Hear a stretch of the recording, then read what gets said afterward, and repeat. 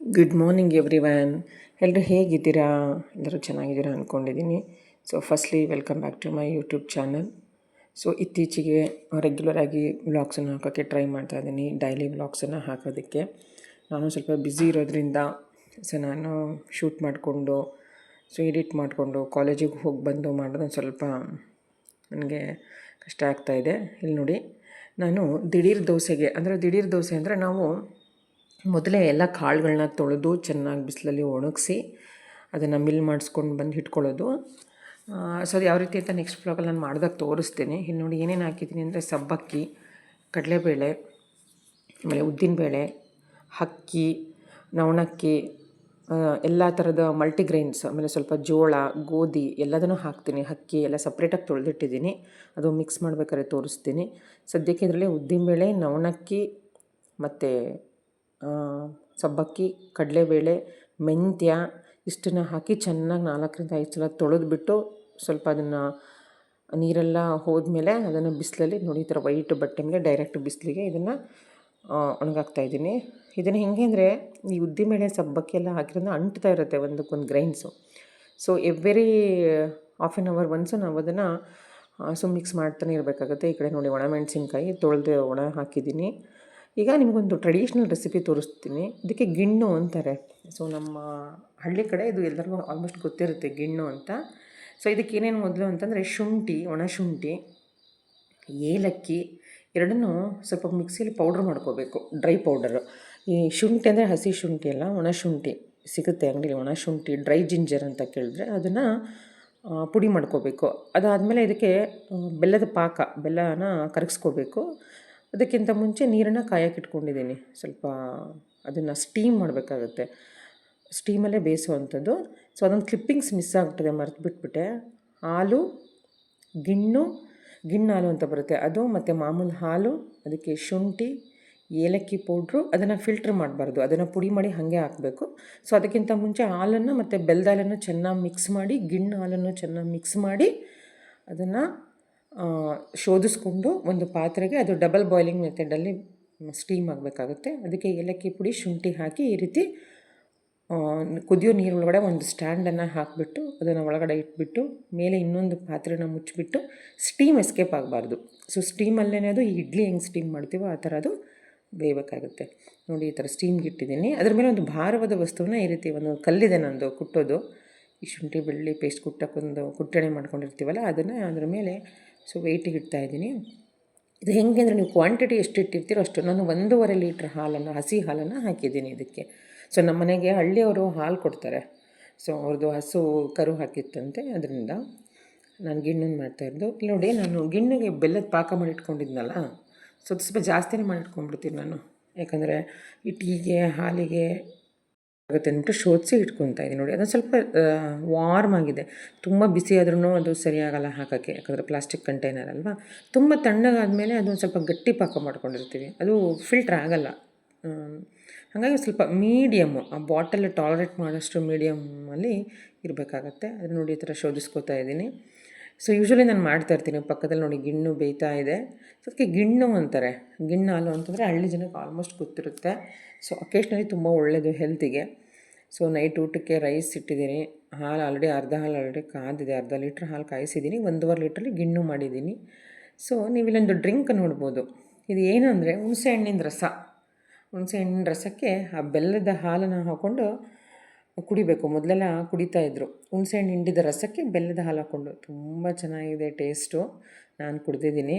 So ಇಲ್ಲಿ ನೋಡಿ ಗಿಣ್ಣು ಆಗಿದೆಯಾ ಅಂತ ಚೆಕ್ ಮಾಡ್ತಾಯಿದ್ದೀನಿ. ಒಂದು ನೈಫ್ ತೊಗೊಂಡು ಆಲ್ರೆಡಿ ಒಂದು 15 ಮಿನಿಟ್ಸು ಮೀಡಿಯಮ್ ಫ್ಲೇಮಲ್ಲಿ ಬೇಯಿಸಿದ್ದೀನಿ.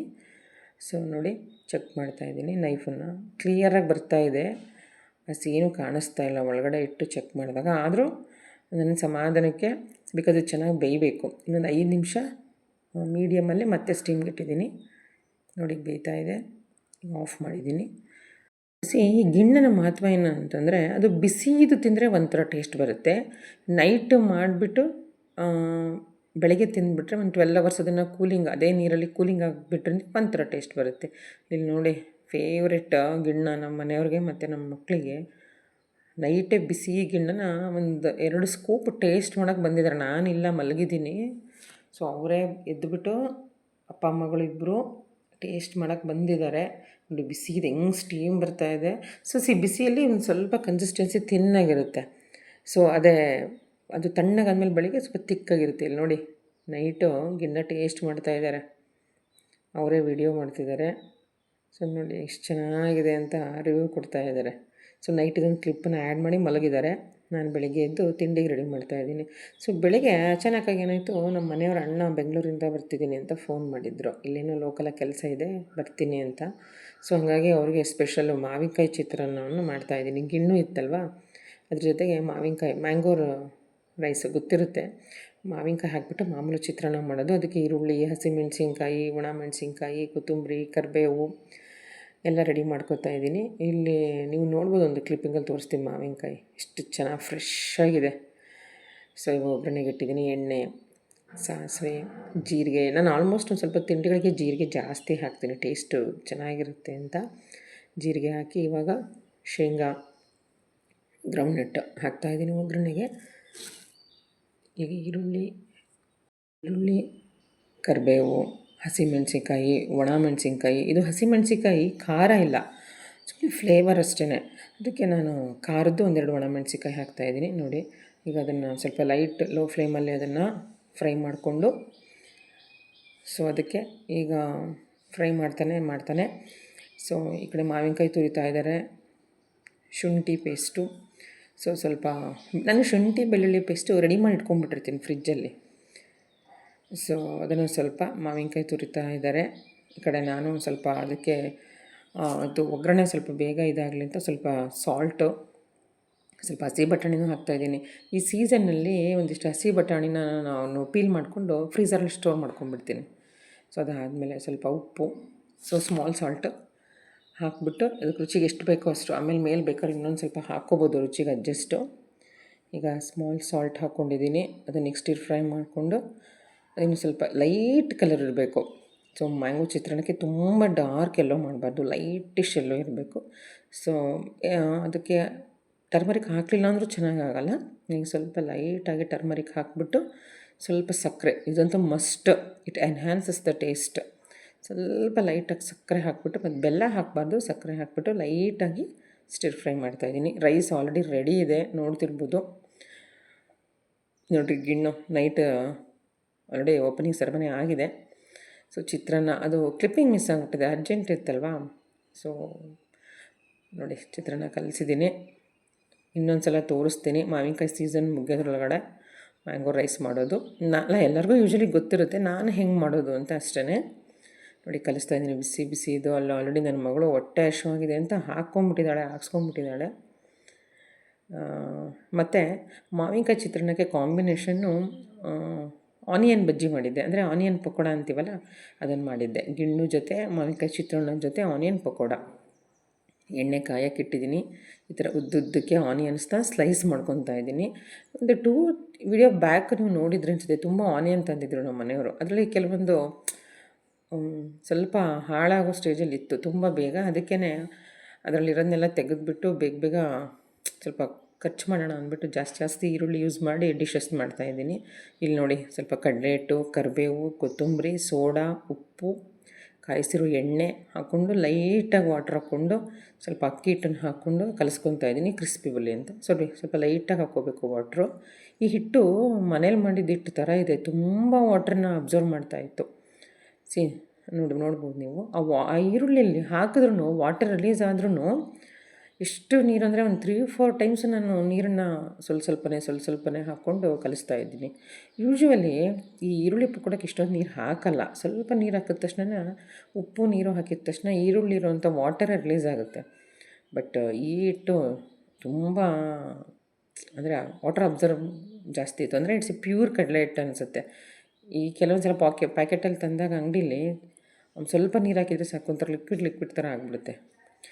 ಸ್ವಲ್ಪ ಫೈನಲ್ ಟಚ್ಚು ನಾನು ಈ ಧನಿಯಾ ಪೌಡ್ರ್ ಹೇಳ್ತಿಲ್ಲ, ಕೊರಿಯಂಡರ್ ಸೀಡ್ಸನ್ನ ಕ್ರಷ್ ಮಾಡಿ ಇಟ್ಕೊಂಡಿರ್ತೀನಿ.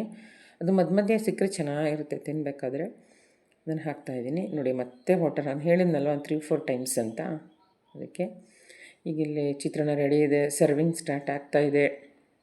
ಒಬ್ಬೊಬ್ಬರೇ ಸರ್ವ್ ಮಾಡ್ಕೊಂಡು ತಿಂತಾಯಿದ್ದಾರೆ. ಚಿತ್ರಾನ್ನ, ಆ ಕಡೆ ಈರುಳ್ಳಿ ಪಕೋಡನೂ ರೆಡಿ ಆಗ್ತಾಯಿದೆ. ಆ್ಯಕ್ಚುಲಿ ಊಟಕ್ಕೆ ಕೂತಿದ್ರು ಎಲ್ಲರೂ ಜೊತೆಗೆ. ನನ್ನ ವೀಡಿಯೋ ಆಫ್ ಆಗಿದೆ, ನಮಗೆ ಗೊತ್ತೇ ಆಗಿಲ್ಲ. ನಾವು ಅಂದ್ಕೊಂಡಿದ್ದೀವಿ ಅವ್ರು ಬಂದಿದ್ದು, ಊಟ ಮಾಡಿದ್ದು, ಅವ್ರ ಜೊತೆ ಮಾತಾಡಿ ಟೈಮ್ ಸ್ಪೆಂಡ್ ಮಾಡಿದ್ದಿಲ್ಲ, ರೆಕಾರ್ಡ್ ಆಗಿದೆ ಅಂತ. ಬಟ್ ಅದು ಕ್ಲಿಪ್ಪಿಂಗ್ ಮಿಸ್ ಆಗಿಬಿಟ್ಟಿದೆ. ಸೊ ಇಲ್ಲಿ ನೋಡಿ ಚಿತ್ರಾನ್ನ ರೆಡಿ ಆಗಿದೆ. ಇಲ್ಲಿ ಆನಿಯನ್ ಬಜ್ಜೀಸ್ ರೆಡಿ ಆಗ್ತಾಯಿದೆ, ಬಿಸಿ ಬಿಸಿದ್ದು. ನಾನು ಯಾವಾಗಲೂ ಇದೇ ಐರನ್ ಬಾಣಲೆನೇ ಇಡೋದು ಫ್ರೈ ಮಾಡೋದಕ್ಕೆ, ಡೀಪ್ ಫ್ರೈ.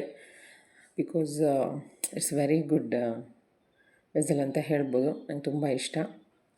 ಈಗ ನೋಡಿ ನಮ್ಮ ಮನೆಯವ್ರು ಬಂದರು. ಅವ್ರಿಗೆ ಗೊತ್ತೇ ಇಲ್ಲ ನಾವು ವಿಡಿಯೋ ಮಾಡ್ತಿರೋದು. ಇವಾಗ ಗೊತ್ತಾಯಿತು, ನಗ್ತಿದ್ದಾರೆ ನೋಡಿ. ಸೊ ತಿಂಡಿ ತಿಂದು ಬನ್ನಿ ಅಂತ ಕರಿತಾ ಇದ್ರು ಮಕ್ಕಳು. ನೋಡಿ ಪಕೋಡ ರೆಡಿ ಆಗ್ತಾಯಿದೆ, ಸರ್ವಿಂಗ್ ಸ್ಟಾರ್ಟ್ ಆಯಿತು. ಅವ್ರು ಆ ಕಡೆ ಕೂತಿದ್ದಾರೆ, ಈಗ ಬಂದು ಕೂತ್ಕೊತಾರೆ. ಇದು ವಿಡಿಯೋ ಕ್ಲಿಪ್ಪಿಂಗ್ ಆಗ್ತಾಯಿದೆ. ಇನ್ನು ನೋಡಿ ನನ್ನ ಮಗಳು ದೊಡ್ಡೋಳು ಎಲ್ಲ ಸರ್ವ್ ಮಾಡ್ತಾಯಿದ್ದಾಳೆ. ಅವ್ರ ದೊಡ್ಡಪ್ಪಂಗೆ ಪಪ್ಪಂಗೆ ಕರಿತಾ ಇದ್ದಾಳೆ. ಅದಕ್ಕಿಂತ ಮುಂಚೆ ಪ್ಲೇಟಿಂಗ್ಸ್ ಎಲ್ಲ ಇಡ್ತಿದ್ದಾಳೆ. ಸೊ ಈ ಕಡೆ ಕ್ಲಿಪ್ಪಿಂಗ್ಸ್ ಹೆಂಗೆ ಮಿಕ್ಸ್ ಆಯಿತು, ನೆಕ್ಸ್ಟ್ ಕಂಟಿನ್ಯೂಷನ್ನು ಅದು ಆಫ್ ಆಗಿಬಿಟ್ಟಿದೆ, ನಾವು ನೋಡ್ಕೊಂಡಿಲ್ಲ. ನೋಡಿ ಅಲ್ಲಿ ನಮ್ಮ ಹಿಮ ಇದ್ದಾಳಲ್ಲ, ನಾನು ಆಗಲೇ ಹೇಳ್ದಂಗೆ ಹೊಟ್ಟೆ ಹಸಿತಾ ಇದೆ ಅಂತ ಫಸ್ಟೇ ತಿಂಡಿ ಸ್ಟಾರ್ಟ್ ಮಾಡಿಬಿಟ್ಲು. ಅವಳು ತಿಂಡಿ ತಿಂತಾ ಇದ್ದಾಳೆ. ಇಲ್ಲಿ ಪಿಂಕು ತಿಂಡಿ ಹಾಕ್ಕೊತಾ ಇದ್ದಾಳೆ. ಪಿಂಕು ಅಂದರೆ ನನ್ನ ದೊಡ್ಡ ಮಗಳು, ಹಿಮ ಅಂದರೆ ನನ್ನ ಚಿಕ್ಕ ಮಗಳು. ಸೊ ನೋಡಿ ತಿಂಡಿ ಸರ್ವ್ ಮಾಡ್ಕೊತಾ ಇದ್ದಾಳೆ. ಸೊ ನಾನು ಆ ಕಡೆ ಆನಿಯನ್ ಬಜ್ಜಿ ಫ್ರೈ ಮಾಡ್ತಾಯಿದ್ದೀನಿ. ಅಪರೂಪಕ್ಕೆ ಬಂದಿದ್ರಲ್ವ, ಹಾಗಾಗಿ ಸ್ವಲ್ಪ ಸ್ಪೆಷಲ್ ಡಿಶಸ್ನ ಅವ್ರು ಕೇಳಿದೆ, ಏನಾದರೂ ಮಾಡಿ ಅಂದರು. ಹಾಗಾಗಿ ಮಾಡ್ತಾಯಿದ್ದೀನಿ. ಮತ್ತು ಮಧ್ಯಾಹ್ನ ಊಟಕ್ಕೂ ಬಂದಿದ್ದರು. ಆ ಕ್ಲಿಪ್ಪಿಂಗ್ಸ್ ಮಿಸ್ ಆಗಿದೆ. ತುಂಬ ಸೆಕೆ ಇತ್ತು. ಮೊಬೈಲ್ ಆನ್ ಮಾಡಿಕೊಂಡು, ಈ ಚಿಮ್ನಿ ಆನ್ ಮಾಡಿಕೊಂಡು, ಆ ಸೆಕೆಯಲ್ಲಿ ಚಪಾತಿ ಪಲ್ಯ ಮಾಡೋದಕ್ಕೆ ಸಾಕಾಗೋಯಿತು. ಹಾಗಾಗಿ ಅದೆಲ್ಲ ವೀಡಿಯೋಸ್ ಎಲ್ಲ ಏನೂ ಕ್ಲಿಪ್ಪಿಂಗ್ ಆ್ಯಡ್ ಮಾಡ್ಕೊಂಡಿಲ್ಲ. ಮತ್ತು ಸಂಜೆನೂ ಬಂದಿದ್ದರು. ಸಂಜೆ ಮತ್ತು ಕಾಫಿ ಎಲ್ಲ ಕುಡಿದು ಹೋದರು. ಸೊ ಅವ್ರದ್ದೇನೋ ಪರ್ಸ್ನಲ್ ಕೆಲಸ ಇತ್ತು ನಮ್ಮ ಚೆನ್ನಗಿರಿಲಿ ಅಂತ ಬಂದಿದ್ದರು. ಹಾಗಾಗಿ ನಾನು ತೋರಿಸೋಣ ಅಂತ ವಿಡಿಯೋ ಮಾಡೋಕ್ಕೆ ಅಂತ ಆನ್ ಮಾಡಿದ್ದೆ. ಮಿಸ್ಸಿಂಗ್ ಕ್ಲಿಪ್ ಆಗಿಬಿಟ್ಟಿದೆ. ಆ ಕ್ಲಿಪ್ ಮಿಸ್ ಆಗಿಬಿಟ್ಟಿದೆ. ಇಲ್ಲಿ ನೋಡಿ ಈರುಳ್ಳಿ ಪಕೋಡದ ಜೊತೆ ಅಮ್ಮ ಶಂಡಿಗೆ ಕಳಿಸಿದ್ದು. ಇದು ಅಕ್ಕಿ ಶಂಡಿಗೆ, ನಾನು ಮಾಡಲ್ಲ, ಅಮ್ಮ ಕಳಿಸ್ತಾರೆ. ಸೊ ಅದನ್ನು ಹಾಕ್ತಾಯಿದ್ದೀನಿ. ನೋಡಿ ಎಷ್ಟು ಚೆನ್ನಾಗಿ ಪ್ಲಫಿಯಾಗಿ ಬರುತ್ತೆ ಅಂತ. ಇದ್ರ ರೆಸಿಪಿ ನಂಗೆ ಗೊತ್ತಿಲ್ಲ, ಯೂಶಲಿ ಕಳಿಸ್ತಾ ಇರ್ತಾರೆ. ನೋಡಿ ಚೆನ್ನಾಗಿ ಎಣ್ಣೆ ಕಾಯ್ದಿರಬೇಕು. ಹಾಕಿದ ತಕ್ಷಣ ಸಿಮ್ ಮಾಡಿಬಿಡಬೇಕು. ಇದು ಹೆಂಗೆ ಅಂದರೆ ಟ್ರಿಕ್ಕು ನನಗೂ ಗೊತ್ತಿರಲಿಲ್ಲ. ಸಿಮ್ಮು ಮಾಡಿ ಹಾಕಬಾರ್ದು ನೋಡಿ. Thanks for watching my YouTube channel. Bye.